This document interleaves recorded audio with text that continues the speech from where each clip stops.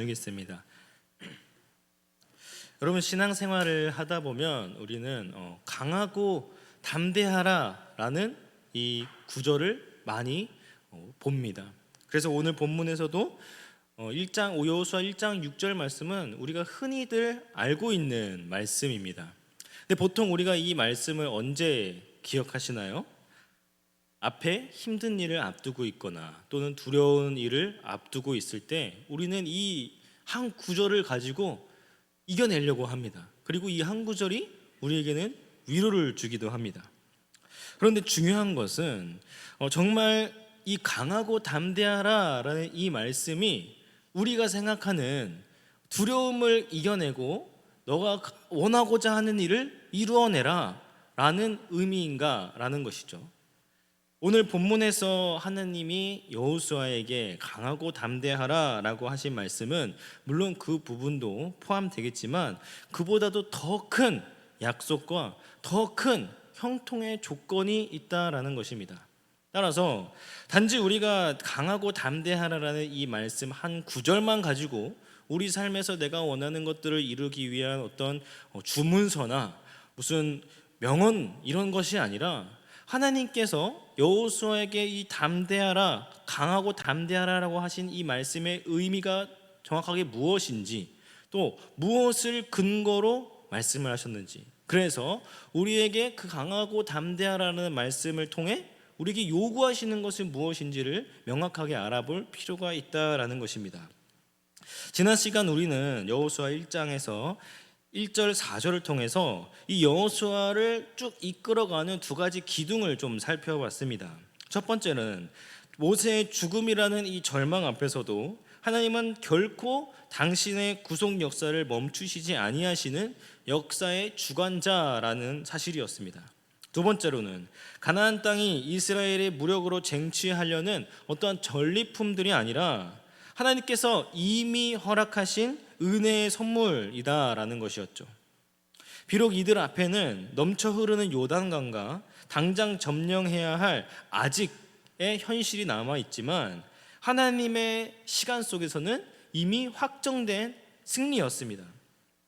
쉽게 말해서 1절에서 4절의 말씀은 이제 이스라엘 백성에게 하나님이 무엇을 주셨는가를 말씀하셨다면 오늘 이어지는 5절부터 9절까지는 그 약속을 받은 지도자와 백성이 이제 어떤 마음가짐으로 살아내야 되는가에 초점을 맞추고 있습니다.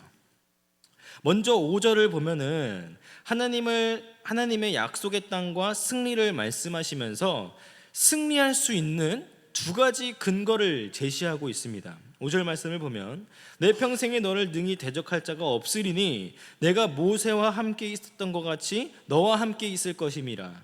내가 너를 떠나지 아니하며 버리지 아니하리니 라고 합니다.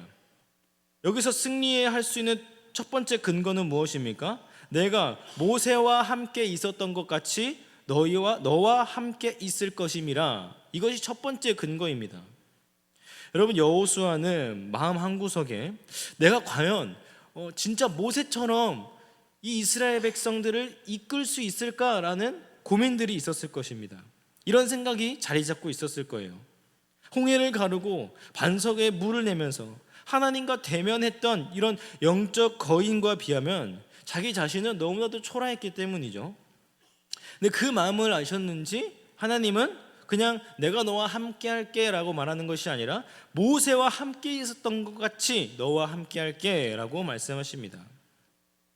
사실 그렇습니다. 홍해를 가르고 광야에서 이적을 행했던 능력의 근원은 모세의 개인의 위대함이 아니었죠. 오직 하나님의 능력이었습니다. 그 능력의 근원은 하나님이 함께 하셨기 때문에 가능한 일이었습니다. 때문에 여호수아에게도 모세와 함께 계셨던 것처럼 하나님이 함께 하신다면 5절의 상반절 말씀처럼 능히 대적할 자가 없게 되는 것입니다. 두 번째 승리의 근거는 무엇이냐면 5절 하반절을 보면 내가 너를 떠나지 아니하며 버리지 아니하기 때문입니다.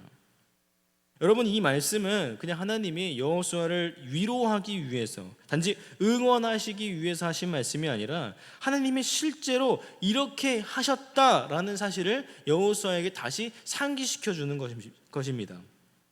여러분, 실제로 모세의 인생을 보십시오. 인간의 눈으로 볼 때 모세의 삶은요, 철저하게 방치되고 버려진 것처럼 보였습니다. 아기 때 갈대 상자에 담겨서 나일강에 던져졌을 때, 애굽의 왕의 가혹한 살해 명령 아래에서 어린 모세는 인간적으로는, 세상의 눈으로는 완전히 방치된 상태였습니다. 그러나 하나님은 그 거친 물결 속에서도 하나님 당신의 그 손을, 모세를 향한 그 손을 놓지 않으셨습니다. 애굽의 공주들을 동원해서 모세를 건져내셨고, 심지어 모세의 친어머니의 젖을 먹으면서 자라게 하신 놀라운 반전을 이루어내셨습니다. 또 광야에서 보낸 40년의 세월은 어떠했습니까? 애굽의 왕자라는 화려한 신분에서 일순간에 살인자, 도망자로 전락해버렸습니다. 아무도 찾아오지 않는 메마른 광야에서 40년 동안 양을 치면서 세상에 잊혀진 존재처럼 살았습니다. 그러나 하나님은 그 40년의 침묵 속에서도 모세를 결코 잊거나 버리거나 방치하지 않으셨습니다. 오히려 그 고독의 시간 동안 모세 안에 인격적인 그 혈기와 형통의 자랑을 빼어내시고 차근차근 하나님의 때를 준비하고 계셨다라는 겁니다. 그리고 마침내 80세가 된 모세에게 떡이 남은 불꽃 가운데 찾아오셔서 하나님은 모세에게 뭐라고 말씀하십니까? 출애굽기 3장 7절 말씀을 보면 여호와께서 이르시되 내가 애굽에 있는 내 백성의 고통을 분명히 보고 그들의 감독자로 말미암아 부르짖음을 듣고 그 근심을 알고 라고 합니다. 하나님은 그 백성의 고통들을 보시고 듣고 아셨다라는 겁니다.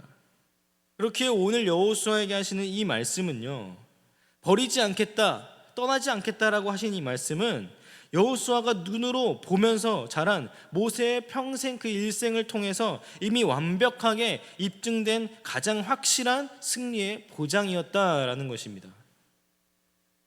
이렇게 두 가지 승리의 근거를 말씀하신 이후에 비로소 6절에서 어떤 말씀이 나옵니까? 강하고 담대하라 라는 말씀이 나오는 겁니다. 6절 말씀을 보면은 강하고 담대하라, 너는 내가 그들의 조상에게 맹세하여 그들에게 주리라 한 땅을 이 백성에게 차지하게 하리라. 앞서 말했다시피 우리는 이 구절을요, 보통 두려운 일을 앞두고 많이 묵상합니다. 하지만 5절과 그리고 여호수아서 1장의 맥락을 보면요, 단순히 그냥 우리가 두려운 일을 앞두었으니 그냥 위로하는 차원에서의 말씀이 아니라는 사실을 알 수가 있습니다. 여러분, 그래서 우리는 성경 말씀을요, 한 구절만 보고 판단하게 되면요, 말씀의 온전한 의미를 찾기가 어려울 뿐더러 난해한 해석에 빠질 위험이 있기 때문에 반드시 앞뒤 맥락을 함께 고려해 보아야 합니다. 잘 보시면 하나님이 지금 강하고 담대하라라고 하신 말씀하신 것은 내가 너와 지금 함께 하겠다, 너를 절대 버리지 않겠다라는 5절의 객관적인 사실을 근거로 말씀하신 것입니다. 그렇다면 이제 이 강하고 담대하라라고 말씀을 들은 여호수아는 어떤 태도가 필요한 것입니까? 의지적 결단이 필요한 겁니다.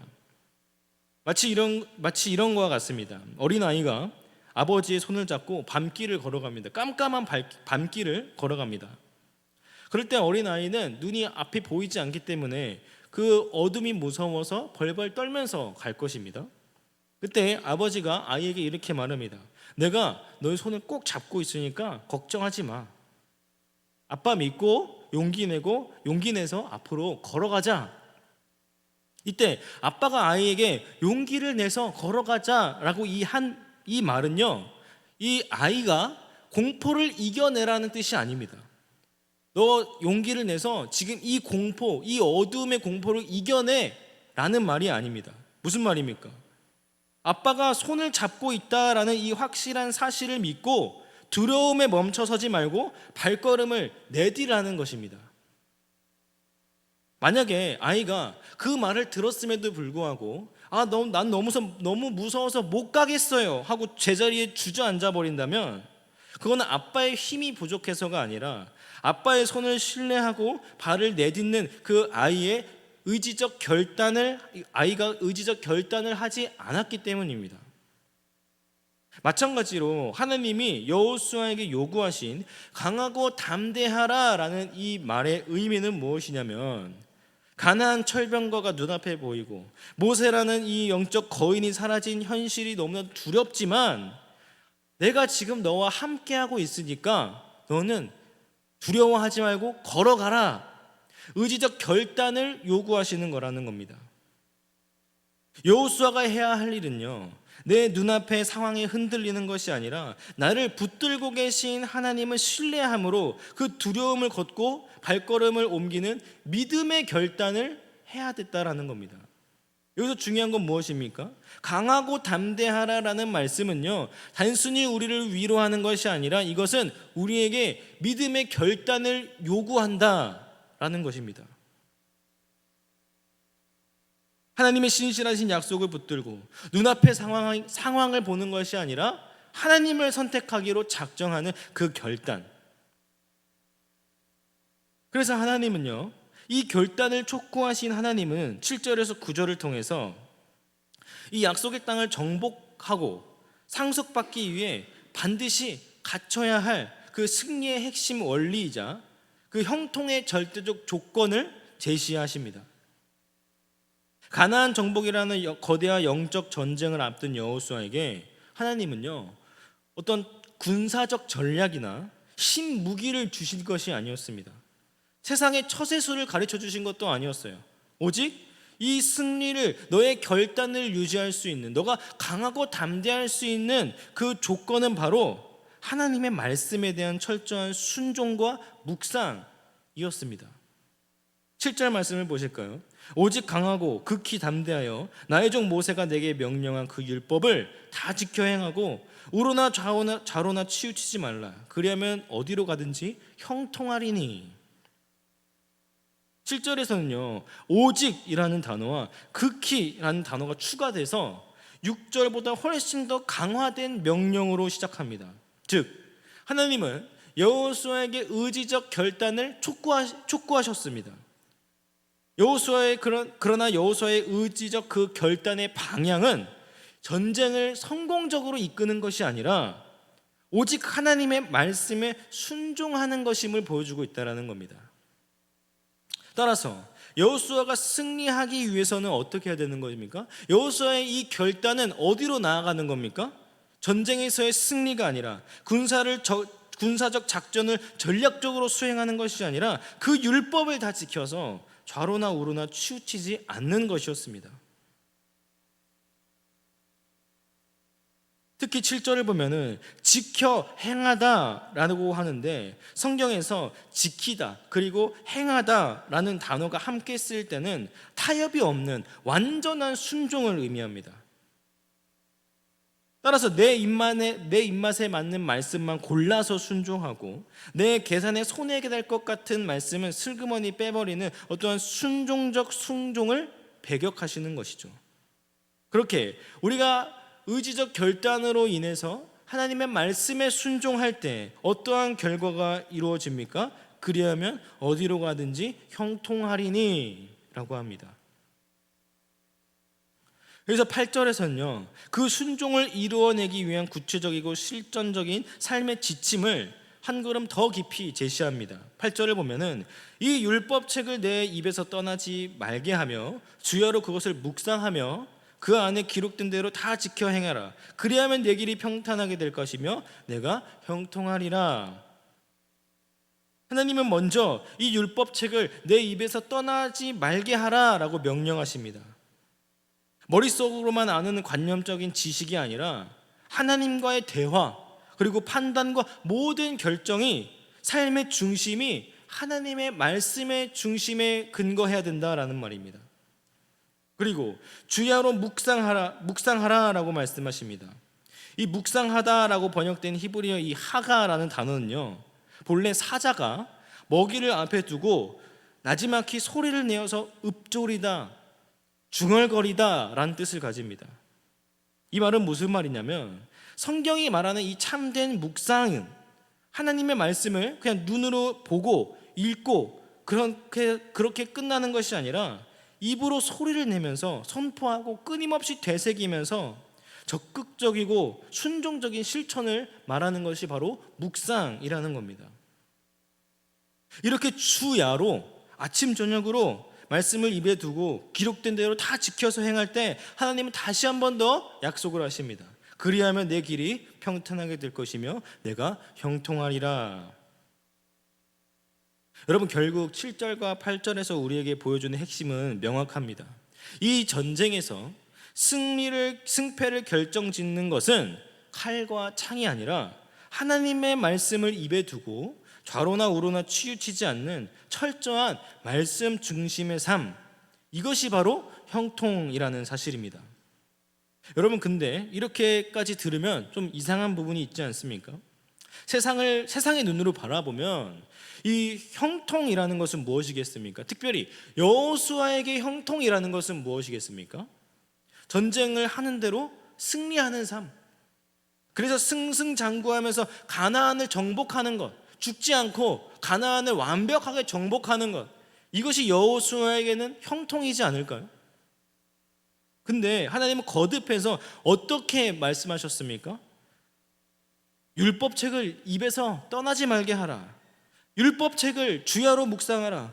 좌로나 우로나 치우치지 말라. 다 지켜 행하라. 오직 말씀에 대한 철저한 순종만을 요구하시고 계시다라는 겁니다. 그런데 이 순종의 결과가 무엇이었습니까? 형통이라는 겁니다. 그래서 우리는 여기서 한 가지 중요한 의문을 갖게 됩니다.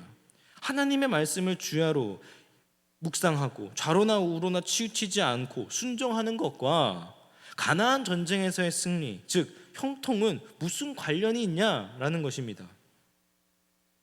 여러분, 우리는 여기서 형통의 의미를 다시 한번 짚고 넘어갈 필요가 있습니다. 우리는 보통 형통이라고 하면 세상에서 많은 돈을 벌거나 아무 탈 없이 승승장구하는 세속적인 성공을 생각합니다.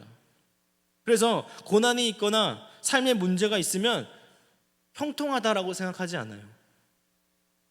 그런데 보십시오. 성경에서는 이 형통의 기준을 이렇게 설명합니다. 창세기 39장에 나오는 요셉의 삶을 보면은 형들에게 배신을 당해서 애굽의 노예로 팔려갔고 보디발 아내의 모함으로 억울하게 감옥에 갇혔습니다. 세상적 기준으로는 요셉의 삶은요 완전히 실패자이자 형통한 삶이다라고 말할 수 없습니다. 그런데 성경은 요셉에 대해 어떻게 말합니까? 창세기 39장 2절 말씀을 보면 여호와께서 요셉과 함께 하심으로 그가 형통한 자가 되어 그의 주인 애굽 사람의 집에 있으니, 그리고 39장 23절 말씀을 보면 간수장은 그의 손에 맡긴 것을 무엇이든지 살펴보지 아니하였으니 이는 여호와께서 요셉과 함께 하심이라 여호와께서 그를 범사에 형통하게 하셨더라. 여러분, 이 두 구절을 보면 형통의 기준이 무엇입니까? 요셉이 고난당한 것입니까? 아니면 요셉이 실패한 것입니까? 아니면 애굽 사람 집에 있었던 것입니까? 간수장이 요셉에게 맡긴 것은 아무것도 살펴보지 않은 이게 바로 형통입니까? 그렇지 않습니다. 여기서 말하는 형통의 유일한 기준은 하나님이 나와 함께 하심입니다. 그래서 이런 형통은요 오늘날 우리가 살아가는 이 시대 속에서 두 가지 의미를 우리에게 분명하게 전달합니다. 첫 번째는 이 형통은요 완벽하게 하나님과의 동행하는 원리다라는 것입니다. 하나님은 당신의 백성에게 어떠한 사명을 위임하실 때 절대로 홀로 보내지 않으시고 반드시 동행을 하신다라는 것이죠. 여러분, 이 땅에서 우리가 성도로서 살아갈 때, 성도로서 이 세상을 살아갈 때 너무나도 두렵고 힘들고 해야 할 일들도 너무 많고 그렇습니다. 하지만 하나님께서 우리에게 이 땅에 보내주신 이유가 분명하다면, 그리고 하나님이 우리와 함께 하신다라면 우리는 형통한 삶입니다. 모세가 죽고 가나안 정복이라는 거대한 사명 앞에 선 여호수아는 두려움에 휩싸였죠. 그러나 하나님께서는 여호수아에게 세상의 무기나 군사적 전략을 주시지 않았습니다. 오직 내가 모세와 함께 있었던 것처럼 너와 함께 하겠다, 내가 너를 떠나지 않고 버리지 않겠다 라는 형통의 약속을 주셨다라는 것입니다. 이것이 우리가 세상에 나아갈 때 붙들어야 할 승리의 본질일 줄 믿습니다. 두 번째 형통의 의미는 순종의 원리입니다. 성도의 참된 형통은요, 환경의 순탄함이 아닙니다. 세속적인 번영이 아닙니다. 어떤 상황을 초월하여서 하나님 말씀에 온전히 붙들려서 순종하는 것이 형통이다라는 것입니다. 하나님은 여호수아에게 형통의 조건으로 무엇을 말씀하셨습니까? 율법책을 내 입에서 떠나지 말게 하며 주야로 그것을 묵상하며 좌로나 우로나 치우치지 말고 다 지켜 행하라 라고 말씀하셨습니다. 세상 사람들은 어떤 꼼수와 또 편법, 타협을 통해서 승리하고 형통해진다라고 합니다. 그것이 형통이라고 합니다. 그러나 하나님의 원리는 다르다라는 것이죠. 참된 형통이라는 것은 고난이 없는 게 아니라, 장벽이 없는 상태가 아니라, 가난과 철병과 범람하는 요단강 앞에서도 세상의 방식과 타협하지 않고 오직 주야로 말씀의 입에 두면서 그 말씀에 순종하며 걸어가는 삶입니다. 따라서 우리가 내 이익에 따라 말씀의 범위를 정해버리는 선택적인 순종을 버리고 좌우로 치우치지 않고 말씀을 읊조리며 살아갈 때 주권자이신 하나님께서 우리의 인생길에 장벽을 허물어 주시고 하나님의 뜻을 우리의 삶 가운데 이루어내시는 진짜 형통의 역사를 보게 하실 줄 믿습니다. 말씀을 맺겠습니다. 우리가 오늘 살핀 여호수아 1장 1절부터 9절까지의 말씀은요, 결국 하나님과 동행하며 하나님의 말씀에 순종하는 자가 누리게 될 영적 형통에 대해서 말해주고 있습니다. 그래서 여호수아에서의 가장 중요한 주제는 바로 언약과 성취입니다. 창세기에서 이 족장들에게 주셨던 이 약속이 긴 광야의 생활을 지나서 비로소 눈앞에 실제로 이루어지는 거대한 역사의 그 문이 열릴 때 그 백성들은 그 문 앞에서 하나님은 우리에게 어떻게 참된 승리와 무슨 형통의 길을 주셨냐라는 것들을 분명하게 선포하고 있는 것이죠. 이 백성들이 그 가나안 땅을 바라봤을 때 너희들에게 참된 형통은 무엇인가? 우리는 그 약속을 붙들고 이 가나안 땅에 들어가서 어떻게 살아가야 될 것인가를 분명하게 선포하고 있다는 것입니다. 따라서 우리는 이런 더 이상 세상의 가치관에 흔들리지 않고 우리의 정체성을, 가나안 땅에 들어간 이스라엘 백성의 정체성은 형통한 삶을 향해서 말씀을 주야로 묵상하며 좌로나 우로나 치우치지 않는 삶을 살았던 것처럼 우리의 정체성도 이 땅에서의 정체성도 마찬가지다라는 것이죠. 매일의 일통과 가정에서 또 새롭게 시작되는 삶의 현장에서 하나님의 말씀을 우리의 입술에 두어서 주야로 묵상하기를 소망합니다. 또 눈앞에 작은 손해 두려워하지 않고 오직 말씀을 기준으로 붙들고 정직과 공의로 좌우로 치우치지 않고 걸어가기를 소망합니다. 그리하여 이 신실하신 하나님의 약속을 온전히 붙들고 담대히 우리의 삶의 요단강을 건너서 그 약속된 참된 승리와 참된 안식을 취하는 그리스도의 거룩한 군사가 되기를 간절히 소망합니다. 기도합니다. 하나님, 모세의 죽임이라는 절망 앞에서도 결코 하나님 당신의 구속 역사를 멈추지 않으시고 이미 확정된 승리와 안식을 은혜의 선물로 주심에 감사합니다. 우리의 삶을 짓누르는 거대한 장벽과 요단강의 범람 앞에서도 결코 두려워하거나 낙심하지 않게 하시고 내가 너를 결코 떠나지 아니하며 버리지 아니하리라 라고 하신 이 약속하신 말씀을 굳게 붙들고 강하고 담대하게 이 믿음의 발걸음을 내딛게 하여 주시옵소서. 또 그리하여 다음 한 주간 세상의 타협을 버리고 하나님의 말씀을 주여로 읊조리면서 좌로나 우로나 치우치지 않는 순종의 삶을 살아가게 하시고 그리하여 세상이 주는 헛된 성공이 아니라 하나님과 동행함으로 하나님의 뜻이 내 삶에 이루어지는 진짜 형통의 복을 누릴 수 있도록 인도하여 주시옵소서. 감사하며 예수님의 이름으로 기도드립니다.